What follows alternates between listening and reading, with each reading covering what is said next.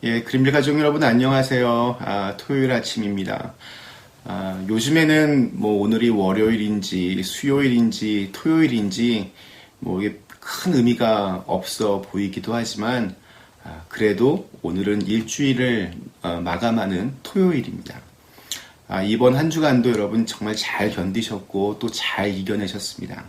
이렇게 하루하루 또 한 주간 우리가 잘 인내하고 있다는 것은 이 코로나 바이러스가 만들어낸 이 혼란의 시기가 그만큼 끝나가고 있음을 말해주고 또 우리가 출구를 향해 지금 잘 나가고 있다는 것을 말해줍니다. 그렇게 소망 어린 마음으로 오늘 토요일 아침을 매일 한 말씀으로 열어갔으면 좋겠습니다. 오늘은 시편 15편에 있는 말씀으로 함께 같이 은혜를 나누도록 하겠습니다. 시편 15편에 있는 말씀을 제가 먼저 읽도록 하겠습니다. 여호와여, 주의 장막에 머무를 자 누구오며 주의 성산에 사는 자 누구오니이까. 정직하게 행하며 공의를 실천하며 그의 마음의 진실을 말하며 그의 혀로 남을 허물하지 아니하고 그의 이웃에게 악을 행하지 아니하며 그의 이웃을 비방하지 아니하며 그의 눈은 망령된 자를 멸시하며 여호와를 두려워하는 자들을 존대하며 그의 마음에 서원한 것은 해로울지라도 변하지 아니하며 이자를 받으려고 돈을 꾸어 주지 아니하며 뇌물을 받고 무죄한 자를 해하지 아니하는 자이니 이런 일을 행하는 자는 영원히 흔들리지 아니하리이다. 아멘. 네, 우리가 신앙생활하면서 자칫 착각하기 쉬운 것 중에 하나는 하나님이 예배당 안에서만 계신다 이렇게 생각하는 겁니다. 물론 예배가 중요하고 또 교회는 하나님이 거하시는 집으로 표현되기도 하지만 엄밀한 의미에서 하나님은 예배당 안에서만 계시는 분이 아니라 하나님이 원하시는 곳이면 하나님은 어디든 계시는 그러한 분입니다. 요즘 우리는 이러한 신학적인 견해에 대해서 아주 실감하며 살아가고 있습니다. 그런데 참 꽤 많은 교인들이 하나님이 성전에만 계시기를 원할 때가 있습니다. 하나님, 내가 일주일 뒤에 다시 올 테니까 거기 잘 계세요. 제가 다음에 올 때는 헌금도 많이 가지고 오고 또 하나님 보실 때 교회 봉사도 열심히 할게요. 그러니까 따라오지 마시고 그냥 거기 좀 가만 계세요. 이런 마음이 들 때가 있습니다. 왜 그럴까요? 왜 하나님이 예배당 안에서만 계시기를 우리가 원할 때가 있을까요?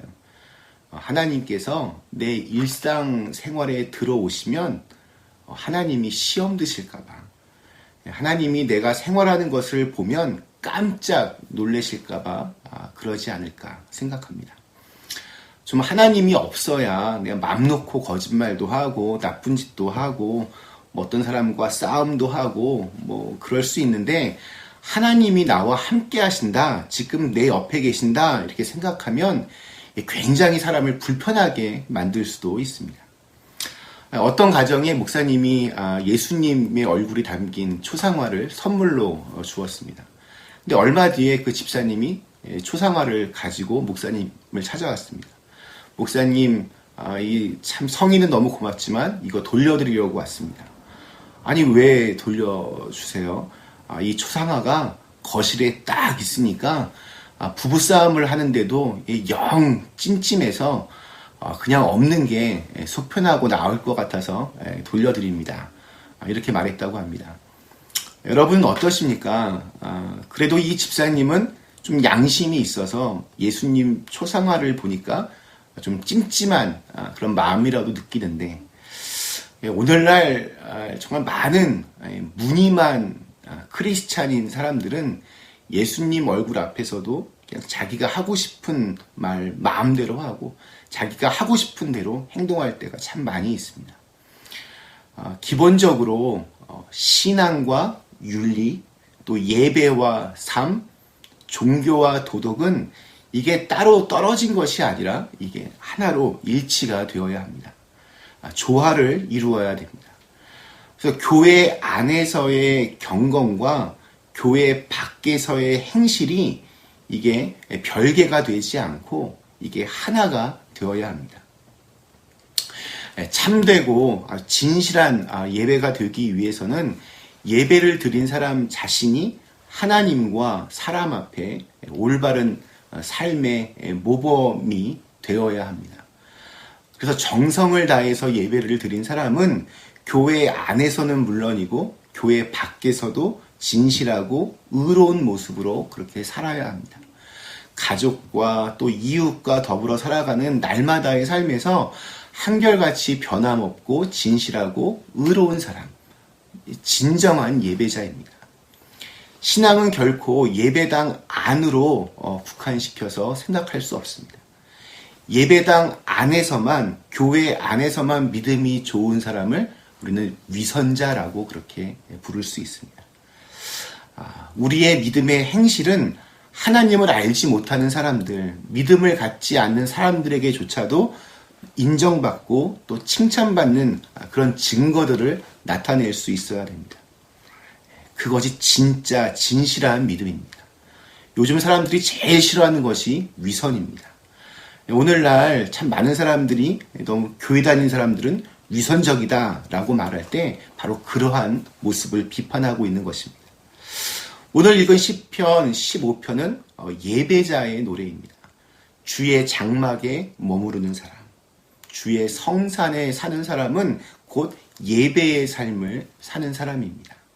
주의 장막, 주의 성산, 이것은 하나님의 임재를 뜻합니다.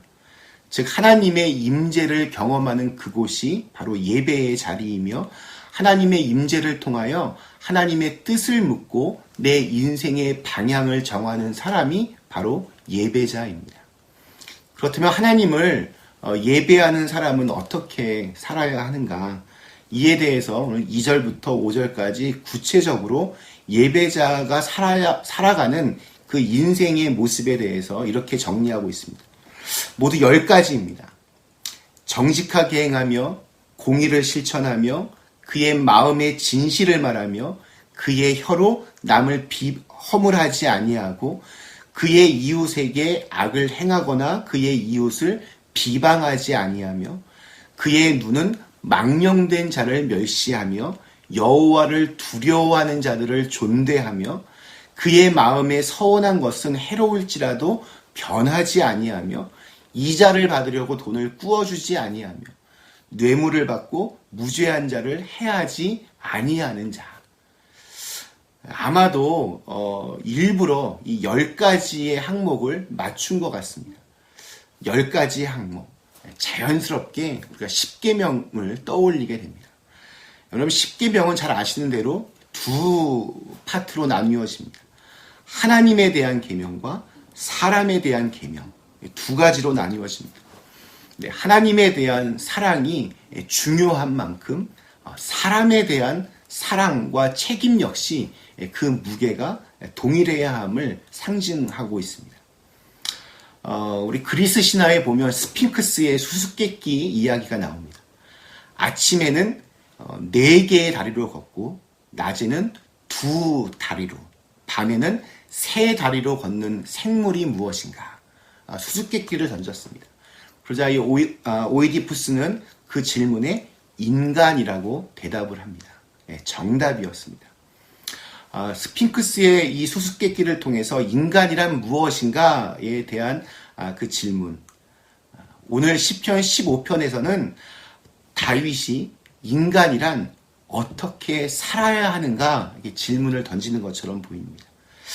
태어나서는 4발로 기어다니다가 장성에서는 2발로, 나이가 들면 지팡이를 의지해 사는 것이 인생이라면 다윗은 하나님을 예배하며 올바른 목표와 목적의식을 가지고 살아야 진짜 하나님의 사람이 되는 것이라고 우리에게 알려주고 있습니다. 그리고 그렇게 사는 사람의 결론을 어떻게 그 사람은 사는지 5절에서 마지막에 이렇게 정리하고 있습니다. 이런 일을 행하는 자는 영원히 흔들리지 아니하리이다. 지금 우리는 참으로 어둡고 캄캄한 시절을 지나가고 있습니다. 너무 보이지가 않아서 정말 갈피를 못 잡고 그렇게 살아갑니다. 그래서 매일매일 흔들리며 불투명한 미래에 대해서 그렇게 고민하며 살아갑니다.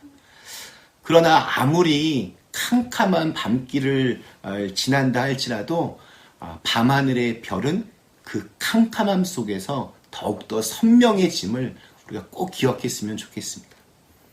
하나님의 말씀이 바로 우리가 선명하게 보여서 바라보고 걸어갈 수 있는 우리의 목표가 될 수 있습니다.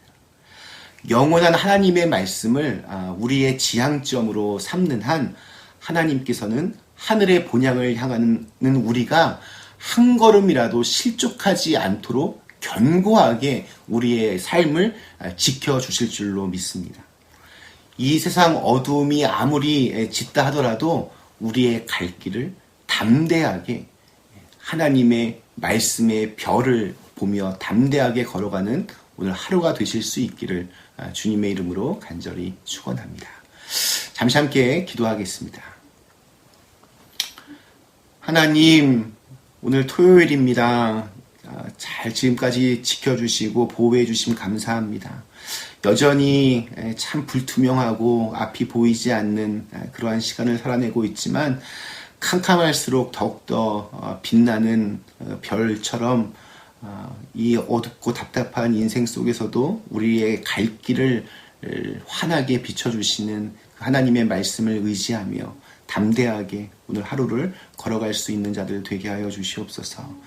하나님께 예배드리는 진정한 예배자의 삶은 성전 안에서만의 모습이 아니라 밖에서의 삶도 참 중요한데 우리가 우리의 가족들에게 우리의 이웃들에게 예배자의 모습으로 또 오늘 하루 잘 살아내게 하여 주시옵소서.